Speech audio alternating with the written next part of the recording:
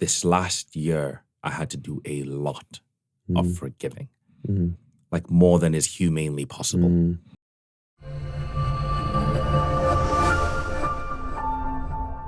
Welcome, everyone. Brothers of Purpose, episode 18. And today is a special one. We've got one of my original brothers, Panashe. Man, it's a pleasure to have you on. How you doing, brother? I am so grateful to be here today. Man, it is awesome. nuts. It feels like worlds colliding. Doesn't it just? After they've collided beforehand, separated it into the ether. Yeah, and now I'm looking at this guy. This guy looks like a Greek god right now. This is crazy. I knew it was a good choice to get you on. Man, it's been a journey, hasn't it, bro? Yeah, man. Yeah. 100%. Just for everyone that doesn't know you, tell them a bit about yourself. All right, cool. So I'm Panashe, avid salesman, music. I met Alex when I was about 19 years old, and this was in Rego Interactions. Yeah, man. To date, dare I say it, sorry, Evan Solskjaer, probably my favorite job. Favorite job, man. I learned how to sell then. And since then, to be honest with you, I always had a passion for music, but it's crazy how the two worlds have always moved parallel to one another. But I would like to say that I've done all right in sales. I went into car sales a bit later on after Rego, and currently I'm into energy sales, which is a new challenge. I didn't know that. Well, hey man, it's a podcast, right? I had to save something for right now. I'm gonna tell you everything. Yeah, that's interesting. But also equally in the music side. It's funny because Daps was saying he didn't know me like that. I feel hurt. Offended. Sorry, bro. I'm playing, bro. I'm playing. He knows you know. We used to go by Mathias Guy in music. Done that for a while in the Northeast in Newcastle. Collaborated with quite a few people, and then I actually disappeared from the scene about three years ago. Had a bit of an experience with God myself. Don't we just? Well, yeah, happens, exactly. bro. You know, you guys know it. And I really felt like God was saying to me, like, listen, like music is the thing that I've given you. That is your gift, but you're not doing it for me at the moment. You're doing it for yourself. Yeah. And that was a tough pill to swallow. Like, and I had to go through a period of letting go of a lot of things. And that was probably about a 3 year journey of letting go of a lot of things. A lot of ideas of who I was as well. And one of the hardest things to let go was the music. But the amazing thing about God is he doesn't take something away without giving you something that is more beautiful. Do you know what I mean? And I stepped into now like Christian music. So I'm with a Christian band at the moment. I love that. And the opportunities I've had with this is crazy. Like I've toured around Europe. You know, done the biggest Christian stage in England on the main stage. The festival of 30,000, 35,000 people. Do you know what I mean? Like, man, like, that's sick. I know. I'm proud of you, brother. I want to take credit for it, but I can't. I can't. I simply can't. That's the Lord's work, man. And that's, for me, that's crazy. And this is why, like, when you guys told me about Brothers of Purpose, it was like, okay, it's the word purpose for me. Yeah, man. It's the word purpose because purpose changes everything, right? I was doing music, but I had no purpose. Yes. Do you know what I mean? And now I'm doing music with a purpose, and that was different. So when you guys told me that this is the podcast you're doing, I watched a few of your videos. I'm like, yes, man. these are some like-minded brothers, and yeah, man, I'm really excited to be here. I love that, man. I want to just pick up on one thing you said there, which was God doesn't take something away without giving you something, right? Yeah. Because that resonates with me because I've made changes recently in my life as well. It's hard, or it was for me, you have to trust the process. You have to trust God's plan. Yeah. But it doesn't make it easy at times. Makes it harder. It does, doesn't it? How was that process for you? Okay. So again, almost unanimously with the phrase itself, just about like the bigger picture in terms of like God removing God saying to me, like, leave that and I've got something better. Yeah. I also don't believe that God would put you in a testing period without giving you the answer before you enter the test. Does that make sense? Yeah. Like, does make sense. It's not going to be obvious. And I think this is where people like fail, especially with we're going to talk about God a lot. I love God. Disclaimer real quick. Let's do that. But like, God's not going to give you, put you through a test without giving you an answer. And where people fall off before the journey even starts is they're expecting the answer to come in the form of a cloud with an arrow pointing and saying, this is where you're going. That's not how it goes. It's not how it works. Like, it's up to you. Like, it's a partnership at the end of the day. That's what he wants. And that's what I genuinely feel and believe. Like, God wants a partnership with us. And so for me, the process would have been a lot more difficult because well and truly I was waiting for a clouded sign. I really was waiting for that. And it wasn't until I clocked that my uncle, who later became my mentor during that period, he had experienced everything dude, when I say everything, it is eerie. Like it is scary to the point where like I would call him up crying sometimes, and he'd be like, "Okay, let me guess. This happened. Yeah. And then they said this. Right. And then you responded this way. And I'm like, nigga, what? How does he know this? Yeah. And then and at that point, I just decided I was like, okay, God, I see what you're doing here. This is the person I'm supposed to follow for this period of time. Yeah. And for sure, the moment I started doing that, didn't make it easier. But it was a whole lot smoother. And it was a whole lot more understanding as to why certain things were happening and the way they were happening. Man, I get that. 100%. That's powerful, man. That's powerful, bro. No, I think it's been awesome seeing your journey, because I saw it from when you were Mathias Sky and you were doing that, and then I went off and did some of my shit, figured out what I was doing. And then you've always been in the back of my mind, so it's been so interesting to see. But what I can tell is you're in a really good place right now. Well, that's how it comes across. How it comes across. Yeah. Let it come across that way. Man, that's how it is. So what are some of the key things so we talk about a lot on this show, non-negotiables, right? Which is the things that keep you aligned. If you don't do them, you're probably going to become a bit spiritually unwell. What are these for you? The God's honest truth is I think I'm still discovering a lot of those at the moment. The journey is, I would say, you guys are catching me on the out. You know what I mean? love that, man. I've been in the desert. This is me stepping out of the desert at the moment. And I'm pretty sure there's going to be another desert coming soon at some point. Man. But what I realized pre-going into the desert, what I didn't do, what I allowed to slip was honesty. Yes. Yeah. Right?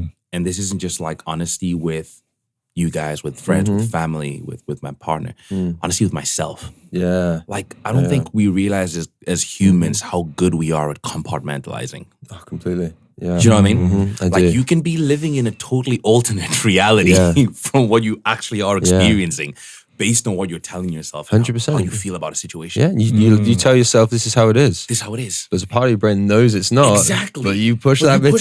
Yeah. And it's funny you say it because I associate that part of my brain with the Holy Spirit now. Right? I associate that part of my brain with the Holy Spirit because it's like God never wants to see you going through a lot of things. Like He doesn't want you to be in the at rock bottom. He doesn't want you to go through that. He'll allow you to. Yeah. Because He knows, okay, that's when you're finally going to be like, oh, shit, what the heck? God? He'll allow you to, but He doesn't want to. The Holy Spirit's always going to be there to be like, hey, man, you know that thing you're doing? Probably shouldn't. Man. You probably shouldn't do that. Do you know what I mean? Yeah. And so now for me, it's like one of the non-negotiables is like having that and paying attention to that. Listening to that. Because it's always been there. It's always there. Right? This is something that I'm realizing recently, right?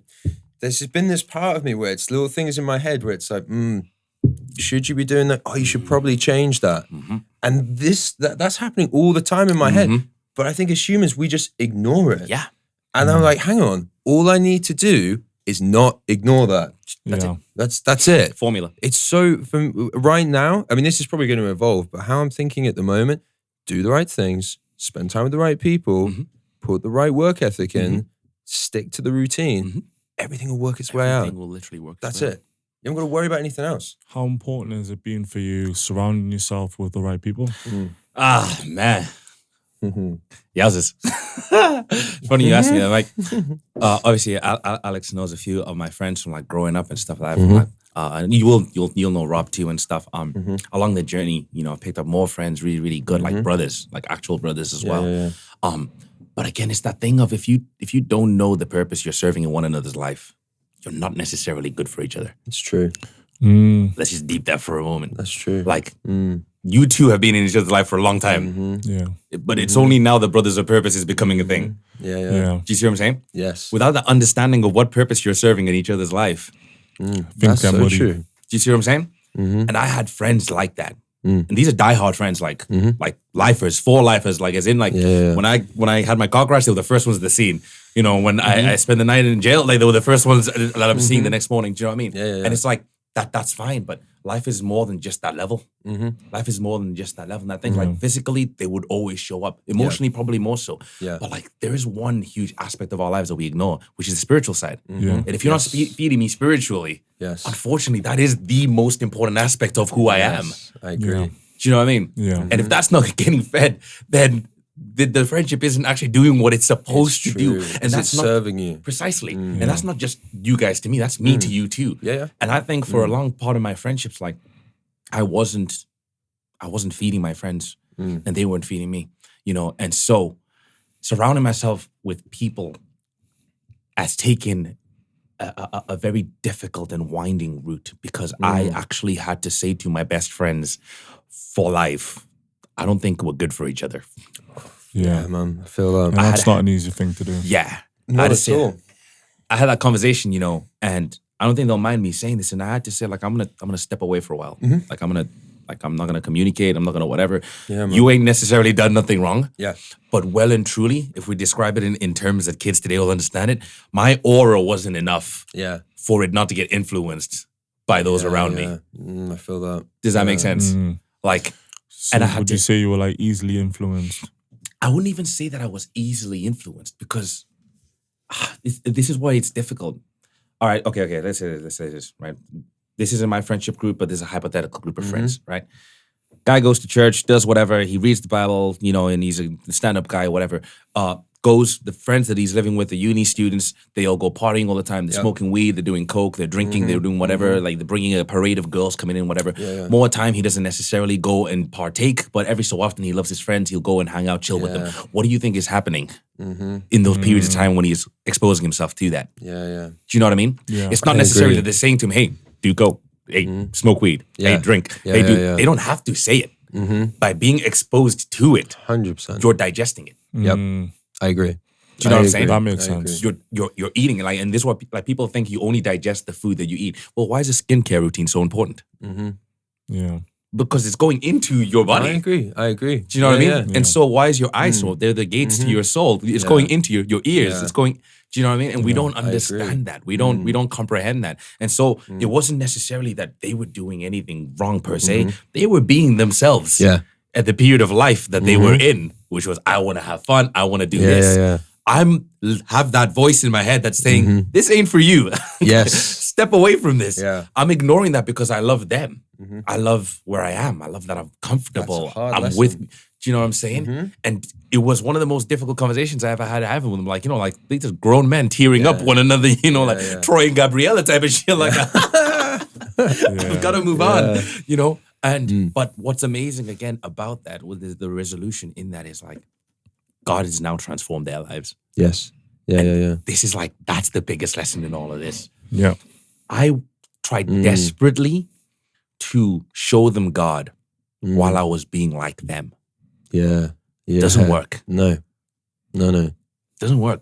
This is what God says, like, if you're lukewarm, I'll chew you in and spit you out. You're on the fence. You can't do anything. You're ineffective. Like, imagine a soldier who's like listening to this army, but also listening to this army. That's so true. Like, no one wants you. That's so true. No one wants you. And that's essentially, not on purpose, but that's how I was operating.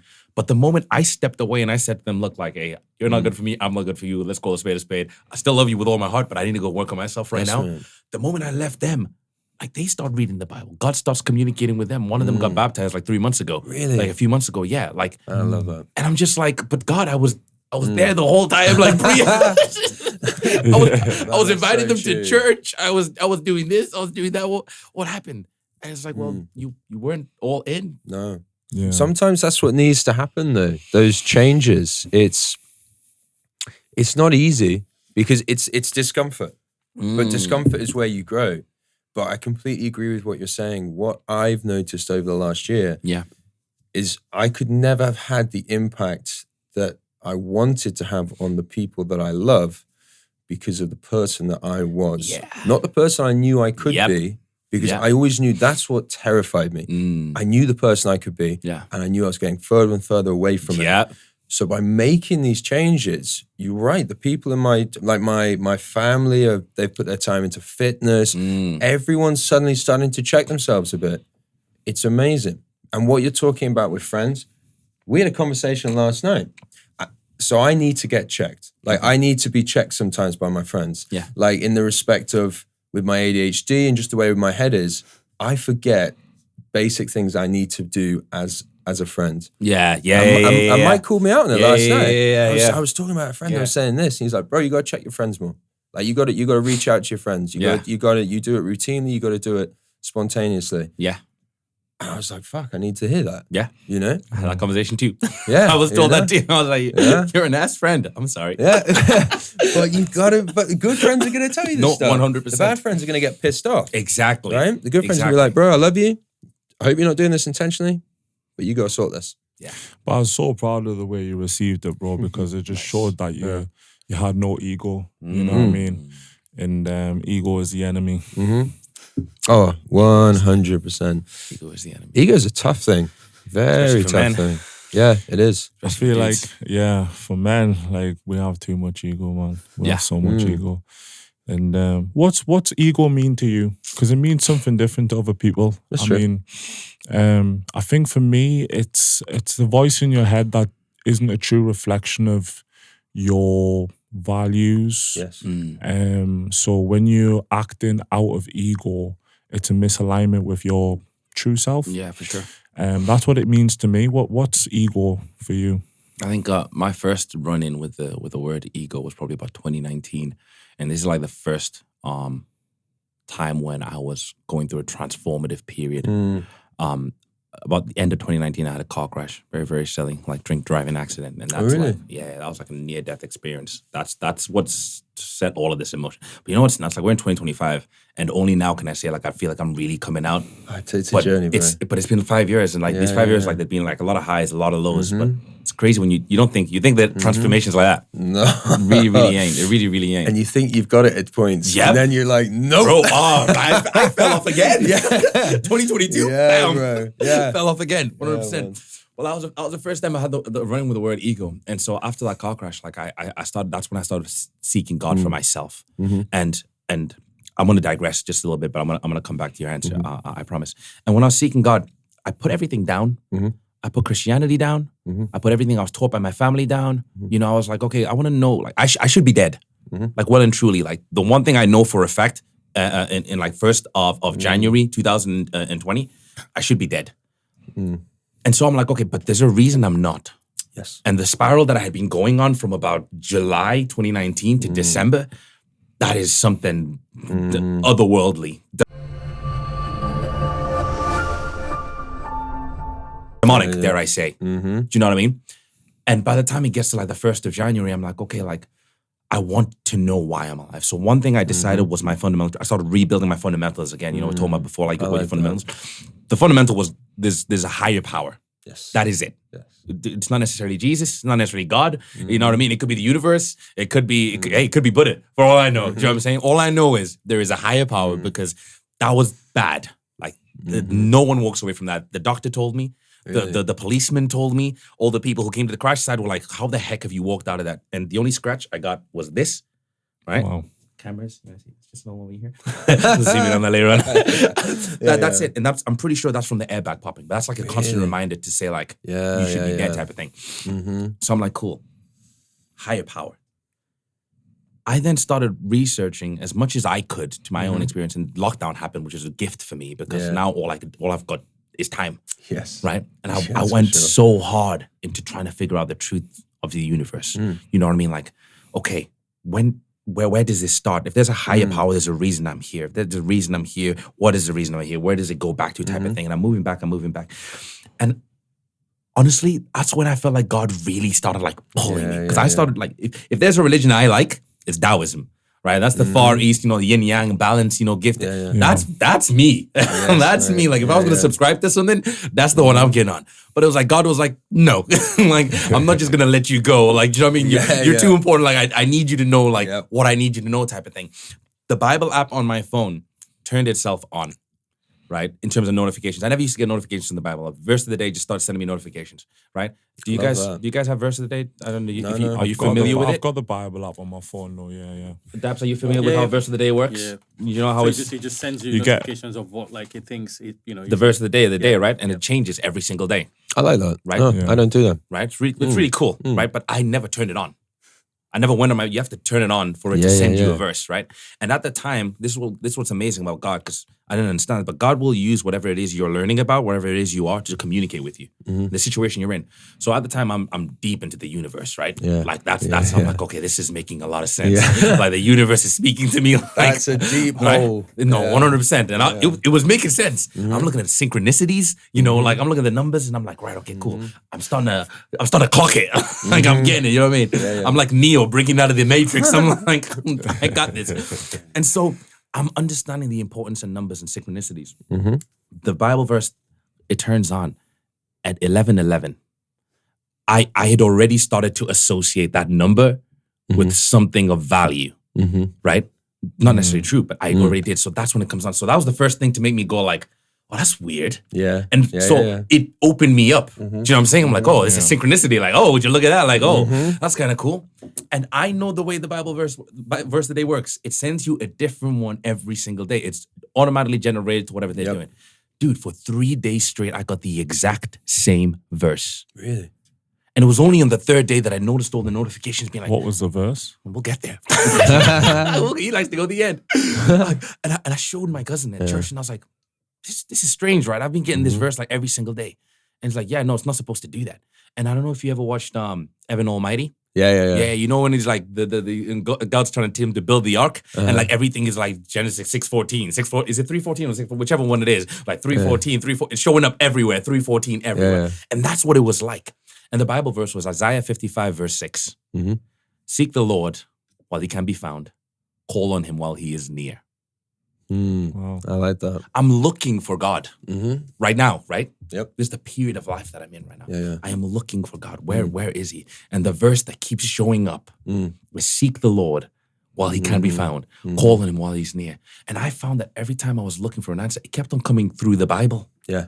And I'm like, why isn't Allah talking to me? Yeah. Why isn't Buddha talking to me?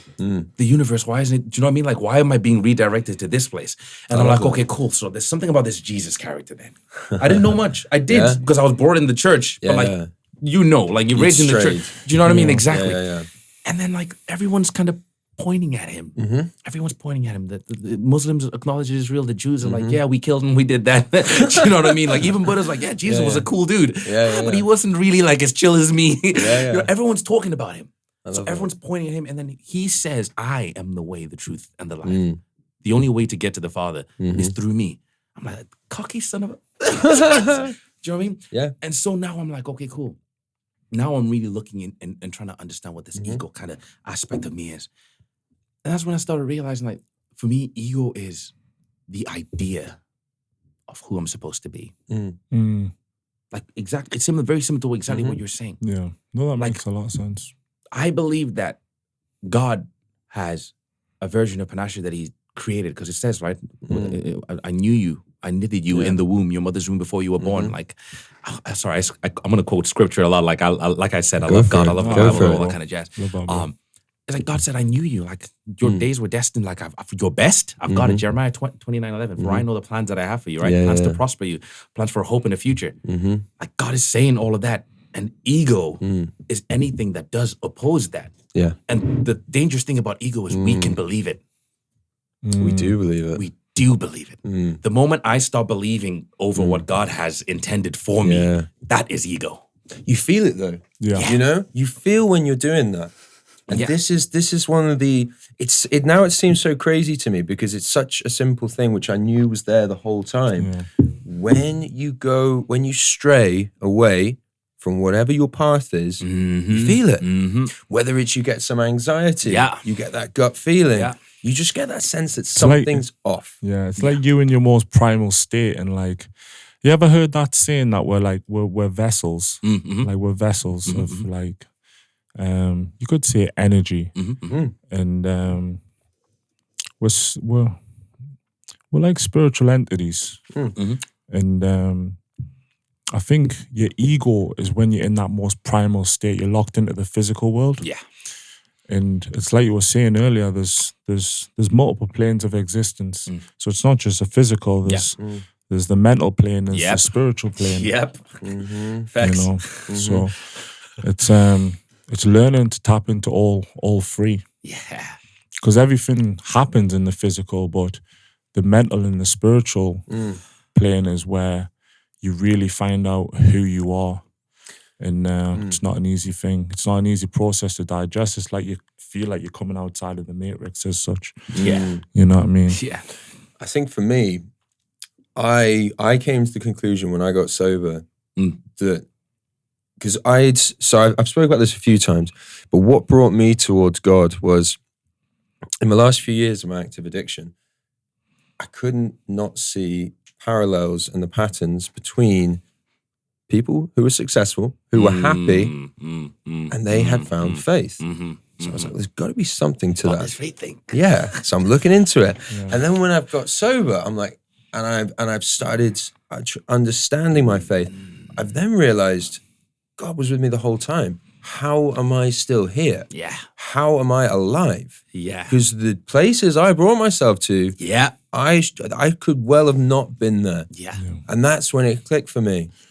And so it's the program I follow and is a power greater than yourself. Okay. That's as basic and as simple as they break it down. Because not everyone finds their higher power to be God. It's completely open for interpretation, but it's the understanding that there is a power greater than yourself. Yeah. For me, it gives me the moral compass. It gives me the justification for right and wrong. And it takes all the control away from me. Thy will be done. I don't have that power. I've just got to take the next step. And I love that. He said, thy will be done. He's closing this. We're done. We're finished. I love that. Yeah. It's faith. It's faith. It's like, I have no bias towards what faith people choose to follow, because I've come to an understanding that, different religions are important to people for different reasons. Yeah. And a lot of religions are very culturally influenced. So it's important for people to sustain their religious beliefs for reasons that are just so personal to them. But faith is something that is universal. It's there for all of us. And you could say the opposite of it is fear. And so many people live in fear because they don't have faith, whether it be in a higher power or faith in themselves. Because, this is what I wanted to ask you, actually. Do you believe that we are gods? Okay. Could you repeat the question, please? Do you believe that, we're made in God's image, and because of that, there's an element of our existence and how our existence manifests itself causes us an overwhelming power that we don't know how to control, and that's why we'll have to lean into our faith. Because my idea or concept around this is we are gods because we're made in a reflection of God, but that has to be subsided by something, which is where I think I get really confused, because I've just not read the Bible enough. I've not been to church enough. But that's where I think Jesus Christ comes in. Right. Because I see him as like a beacon of light for how for how we should be. And I think if we are gods and we're capable of doing all these powerful things, it's like, with great power comes great responsibility. We've all heard that. But do we fear that power that we have? And is that the reason why we go off track? Because sometimes I meet people and they have such low self-esteem and they're so broken and they're so hurt by life and they're so defeated by life. If they were just to know and understand how powerful they are, they would change their situation. But then also the flip side of that is some people believe they have so much power and it also holds them back. So like yourself with the 12 steps program, it's like people who come into that program are almost needing to be humbled. But then there's also the other side where people need to be uplifted. So I'm like, where do we stand? Well, it's a two-way thing on that respect, which is, that's why it's so important to understand that there is a power greater than yourself.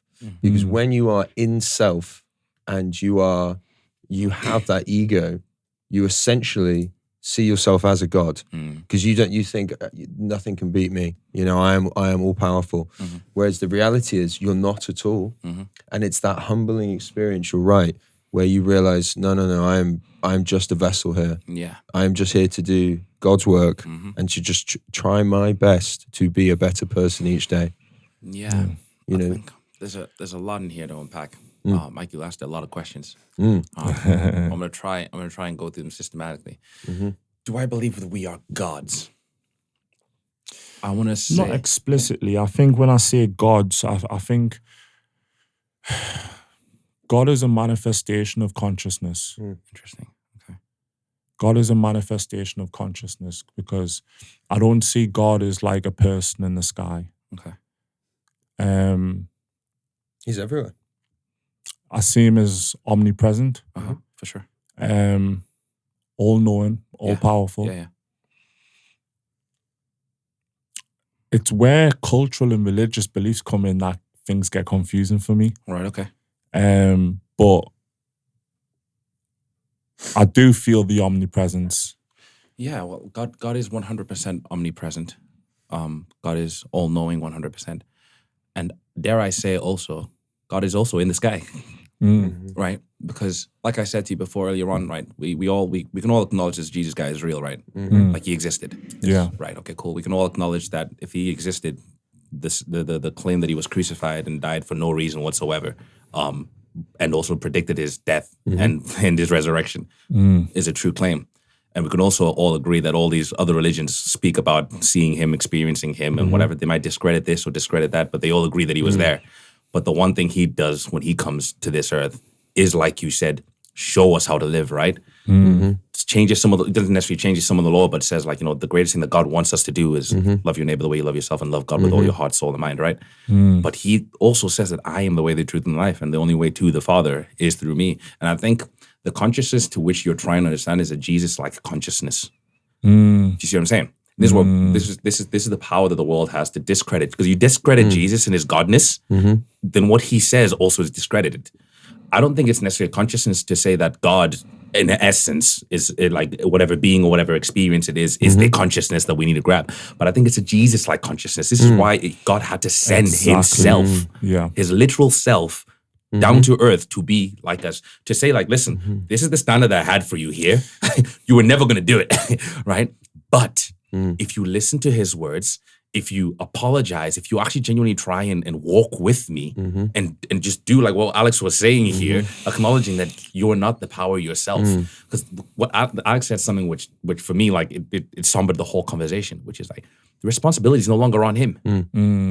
The responsibility was never meant to be on you. It was never meant to be on that person who's depressed. It was never meant to be on that. But the thing is, they're going through life in that physical realm state that you said, separated from the one who gave them life, separated from the one who breathed into them in the beginning. Here's one. Do you study yourself, Jesus, or God, or all three? All three. That's what the Bible's for. The Psalms say, like, read these day and night, meditate on them. Why? Because it has the truth of the freaking universe in it. I love the Proverbs, to be fair. Like, bro, I went, like, during this journey again recently, like, I went through the Proverbs again. My favorite Proverbs is Proverbs 9 verse 10, which is, fear of the Lord is the beginning of all wisdom. Knowledge of the Holy One is understanding. What is fear of the Lord? It's not saying be scared of God, but have a reverence to him. Have a reverence and an understanding, like, no, this dude's powerful. It's not about me being God. It's about him being God, and me looking and saying, like, there's something about this dude, like what he said. There's something about this faith thing that when people who become mega successful, they've all kind of jumped ship over here and clocked. Why? Why is that? Because he has the keys to the universe, 100%. The keys, the truth. And like, if I'm going to link it again to a study in a book that I'm looking to write, that I'm kind of researching at the moment, which is like the 12 laws of the universe, right? Again, because I did that study into like the synchronicities and all that kind of jazz. I wanted to understand more about the world, the way the world works. But the way I'm preing it and I'm seeing it now, and I'm patenting this right now, so no one can steal this. I can actually patent. The 12 laws of the universe is God's automation to the world. It's so that God doesn't have to step in every single moment. Yeah. No. Listen, like, if you understand vibration, if you understand like elevating yourself, like the natural result is this result. Because the process leads to this. Yeah. You can't do 1 + 1 and get 4. God has made it and added these principles, these automation, these universal laws, so that whoever, and this is the best part, my uncle said this to me like at the beginning of my journey. Do you know who the first motivational speakers were? Prophets, probably. Pastors. Yeah, well, if you want to take it all the way back then, it was prophets. It was pastors. Like our today's motivational speakers all stemmed from pastors. And do you want to know where now the motivational speakers that we know what they did? Because a pastor's coming and he's preaching the law of God, which is the truth, right? Which is the universal laws, right? Principles. It's going to happen. Anyone can come, remove God's name out of it, and guess what? The law still passes. Yeah. Because God's law is absolute. God's word is absolute. So whether you take Jesus out of it, if you do the equation, you're still going to get the same answer. Yeah. Do you understand what I'm saying? And so it's so easy to discredit God. It's so easy to discredit Jesus. Yeah. But this is what I find most beautiful about God and what we should aspire to be like. How much more of a lack of ego is that I don't need to put my name on everything for it to work? That's so true. Yeah. That's so true. Yeah. I think for me, it's understanding the process that also with the good comes a lot of bad as well. And you have to understand that journey. I said this earlier, what's worked for me recently is I can become, if I go a week or 2 weeks, so I go to specific meetings, normally once or twice a week. So when I went down south, I missed them for a couple of weeks. I wasn't necessarily fully committed for these 2 weeks because I was to my faith, because I was distracted by family. I was celebrating my 1 year of sobriety. Nice. But what I suddenly found myself when I came back up north is I was spiritually sick. Yeah. And it reminds me that you get little signals to stay on the path, but when you make these changes, God will realign you so quickly. So quickly. I went from Thursday, I was saying, can I do my job anymore? Can I cope with this? I was calling Mike, and Mike was going, oh, this guy's about to go down one of these holes. And then literally, and then by the next morning, I'm calling him like, bro, I'm back. And I'm in the office and we're flying. And it's just that little adjustment, but it's getting yourself, just checking yourself, having the right people around you. But if you do the fundamentals, it works itself out. But you have to stay aligned to that. Do you know what I call that? What? And what the Bible calls that? What? Repentance. Yeah. You repented. You saw your mistake. You genuinely went to God with a genuine heart, because God doesn't care about the actions you're putting in. God cares about your heart. And he saw your heart that actually, no, this guy actually is genuinely fearful of ending up where he was before. And I'm not going to let him go there. That's how God works. And it says it time and time again. If my people will call by my name, humble themselves, turn and pray, I will turn and heal their land. I will heal their hearts. I love that. And this is what, like you saying that it happens like this, it's because God wants it to be. He doesn't want a process where you come to him and beg for a week and then sacrifice 3 bulls for, like, do you know what I mean? Like that stuff's done with. Alex, mean it, come, and then let's get cracking. Let's move. That's so true. So true. What's your take on forgiveness? Because I've recently come to understand that as human beings, we seek forgiveness, but to forgive is not easy. So what's your take on this? Because, you know, in different religions, they have different takes on it. And man, forgiveness ain't easy, bro. Like there's just no way to whatever you want to do with it. Like it's not. And this last year, I had to do a lot of forgiving, like more than is humanly possible. Like that's in areas of friendships, in areas of relationship, in areas of, you know, like father, mother, like that type of relationship too. And it's not easy. I was faced with one of the most difficult forgivenesses I've ever had to do, and it's a really, really close friend of mine, and this was a big betrayal. Like, he betrayed me like hard, man. Like, it was like something that we had always agreed on as children, you know, and we grew up and like we get to this point, and it's like whether it slipped his mind, whatever, like, dude really stabbed me in the back. And I remember when he randomly showed up one day after church, and I saw him, and I just broke into tears. Like, I've just come from serving God in the church, like on the praise and worship team. I'm going home, I'm already overwhelmed and tired. And like, he came, he wanted to apologize. And like, I just broke down in tears, like in front of people. Like, I just like, do you know what I mean? Like one of them ones. And like, I was like, nah. Man, go stick it where the sun doesn't shine. Do you know what I mean? I was like, no chance. And I walked away. And as I was walking up the hill on the way home, I was probably about like maybe 50 meters away from him. I heard that voice again. That voice we like to push to the side. And it said, if I can forgive you for everything you did the year before. And I did a lot the year before.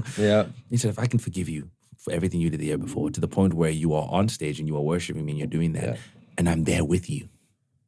Nothing more, nothing else. There was no more to that sentence. Just, if I can do it for you. What do you think I said to myself? You can forgive him. Exactly. How can I not forgive him? I turned around, I walked to him, I punched him in the stomach, fair play. But I went and sat down and I told him, I was like, I'm not doing this for me. Because I don't have the strength to forgive you for this one. I'm not going to lie to you. But I was like what Alex said, the responsibility isn't on me. Because the person who turned me around isn't me. I didn't turn myself around. He turned me around.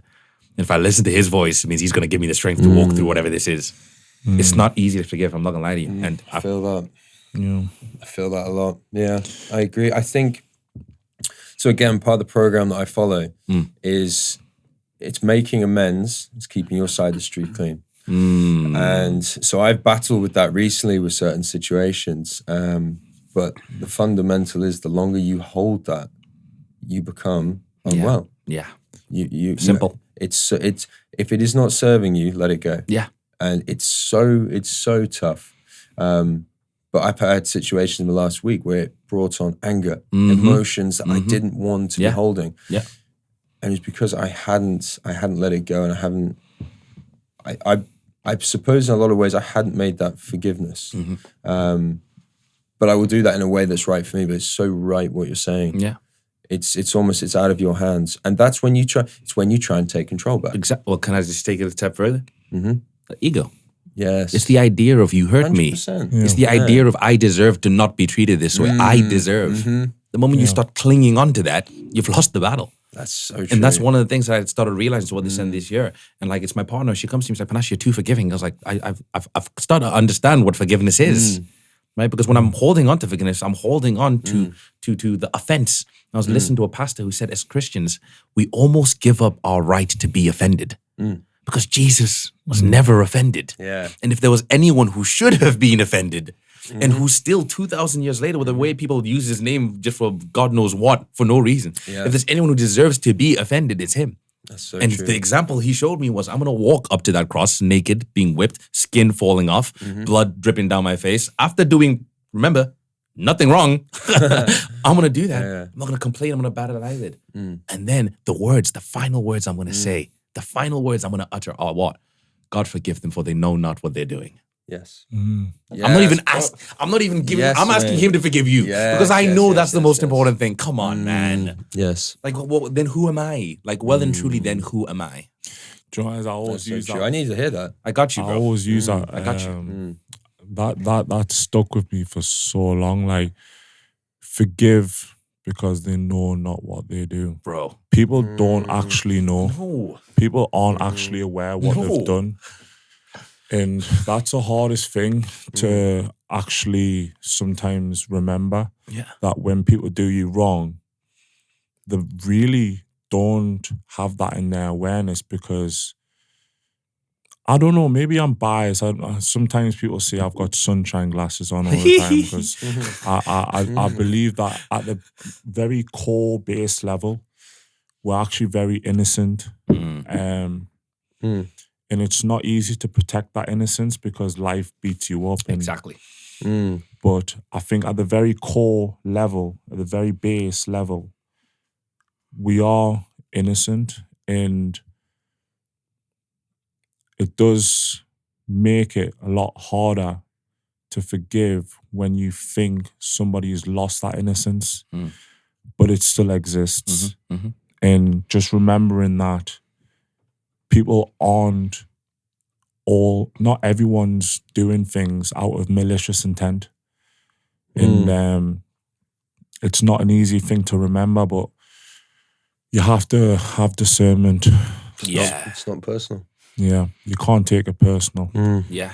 Um, And one thing I hold really true, and I think this is probably what separates me from most people in the way I deal with situations. I am not limited to my own perspective of life. Right now, there are 4 perspectives in this room. Yeah. Like I might say something, and for me it's okay, but for Alex that might be completely the wrong thing at the wrong moment. I can't be upset because in his perspective and understanding of the way he's lived his life, responds to it in a certain way. And that is so hard Do you know what I mean? To do. The best thing I can do is communicate and say, no, Al, that wasn't the intention. Yeah. Hopefully we can get to a place where we might have an agreement and an understanding. Okay, cool. But I now know that from his perspective, this is something that I might not necessarily need to do. Do you know what I mean? And so many people walk away from a particular situation or occurrence with someone else. Yeah. And like what you're saying, you walk away and you're so offended. You're so hurt. Dude walked away smiling from that encounter. He doesn't know anything happened. And you've gone off and you've held on to this thing. And it's like the perspective. Do you know what helps me with that? The 4 agreements. I don't know if you've heard of the 4 agreements. Educate me, brother. It's a great book. So be impeccable with your word. Don't take anything personally. Nice. Don't make assumptions. Always do your best. Yeah, it's powerful, isn't it? Yeah. You could literally just live by those 4 rules. And you know what do you do when you make an assumption, right? There you go. You make an ass out of you and me. Yes, you do, brother. Yes, you do. But it's so strange, though, because your life is almost like a projection of your assumptions. Interesting. Like, Oh, 100%. You make it into what you assume. If you don't assume anything, and you literally just put one foot in front of the other, have the right people around you, do the fundamentals, it works itself out. The second you start assuming, which you check me on this frequently, you know, because I do. But the second you start doing that, you go into yourself. Assumptions and the ego. Are creepy. They creep up on you. Like, you don't even realize you're making an assumption until you realize you're like, you're living in it. Like, until you're living in it. You can be, at least for me, I can create something in my head that probably will never happen. Yeah. I have no basis to assume it's happened, to make that assumption, but I'm getting angry about it in my head. Yeah, exactly. You're vexed. Yeah. Or you're sad, or you're anxious. Yeah. Yeah. And it's, a lot of the times it's ego driven as well. Oh yeah. For sure. So you strike me as somebody who's done a lot of soul searching. You've done a lot of work on yourself.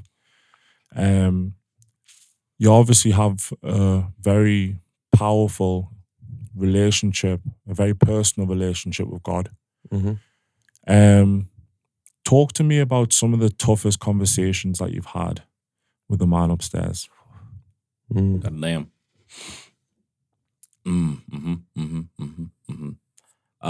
Yeah, I think both of them will probably have been in my 2 periods of like rock bottom. One being during 2020 after my car crash, and the other being end of 23 and all last year. I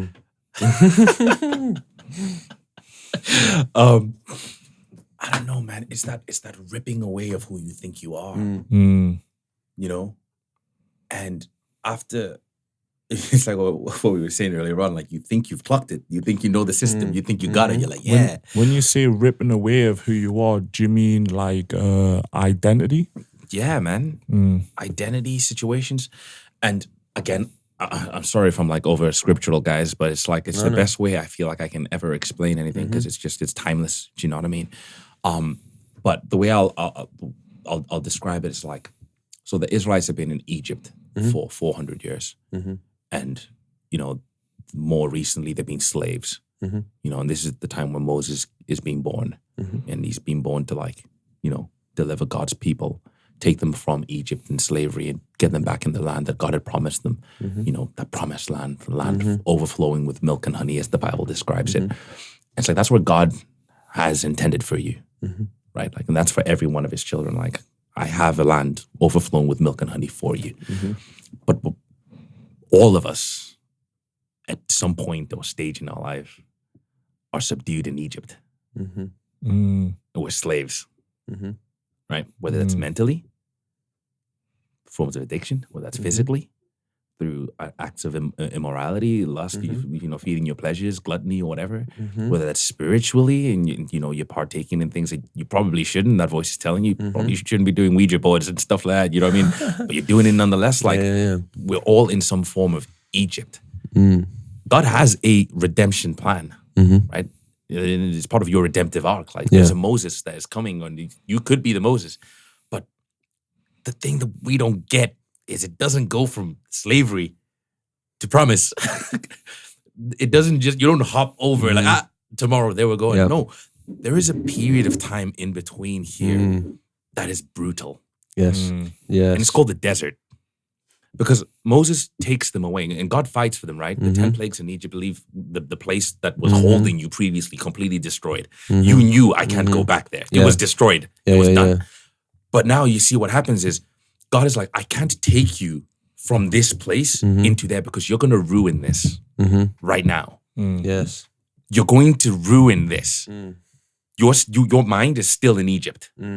God says that to the Israelites. You are still a slave in here. Yeah. And if I put you in a land with milk and honey, you're going to find a way to put a little bit of something in the milk. Yes. You're going to find some way to turn the honey into not honey. Do you know what I mean? Yeah. And so God says to them, he's like, all right, cool.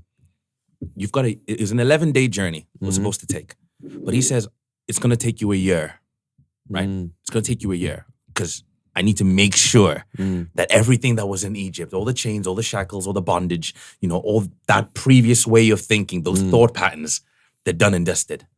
It's going to take a year. Why does God do that? Something that's going to take you 11 days, something that should take you a day, 2 days. Why does he allow you to experience it for a year, 2 years? If it's 1 o'clock, it's time to pray, guys. No, it is time to pray. It's 11 o'clock. Why does God allow you to experience that? You don't know for yourself how much of a hindrance you are to what God has for you and what you want for yourself. You're your biggest hindrance. You are, by the way you think. And so now the Israelites are in the desert for a year and God is working on them and Moses is leading them. And you would think, like, we've just seen 10 plagues happen. We've just seen the Red Sea part. Like, this dude can do anything. We're being fed by literal manna falling from sky and, like, birds just dropping from the sky. You can't explain the level of providence that you have during that period, right? Yes. You can't. But yet, your mind is still there. So even though for a year God is with them in that desert, everything they could possibly need or ask, they have. We still complain. They still complained, didn't they? So what happens? Obviously, God is going to get to a point where it's like, as a father would with any child, you ain't listening. You're not listening. So this year is going to turn to 40 years. They spent 40 years wandering aimlessly in the desert when it was only supposed to take them 11 days. And God only wanted them to take a year to train, to get ready for what he had promised. The difficult conversations I was having with God was during this period. I don't want it to take me 40 years, God. Yeah. That was, and I know for someone who hasn't experienced, they might not understand that. But when you know, I get that. When you're in hell and you know hell could last 40 years or it could last 1 year, you're going to ask for a year. You're going to do anything you possibly can just to make it last 1 year. And I did everything I possibly could to make it last 1 year. I left my job. I moved out of my house. I left my friends. I let go of my relationship. I did everything I possibly could to say, I don't want this to last any longer than it needs to, God. The only reason I can speak with this level of like intelligence or acumen is because I took it seriously. Yes. Yeah. Do you know what I'm saying? Yeah. And that was a hard conversation. And again, it's not because I'm smart. It's not because I'm wise. It's not because I'm a genius. It's not because I can see the future. It's because it was all written in the book and it told me exactly what's going to happen. And it was either I read it and be like, okay, that was the pattern. That's what happened. I apply it to my situation and I'm like, okay, I'm just not going to do what they did. I'm just going to do something different. And now it probably could have taken me 3 years because I was in a really bad place. I was in a really, really bad place. But it's about a year and a bit on from that. Love that. And I'm seeing God rebuilding everything. And I'm smiling and I'm laughing and I'm here. And it's right that I'm here at this time. Because there's probably someone who's going to watch this and be like, I feel like that's where I'm supposed to be. Without doubt. Do you know what I'm saying? I feel that's where I'm supposed to be. I love that. I mean, if that's not the perfect place to wrap this up, I don't know what is. That was absolutely amazing. Well done, Panashe, brother. What a pleasure it's been to have you on. Thank you, guys. Honestly, what a blessing.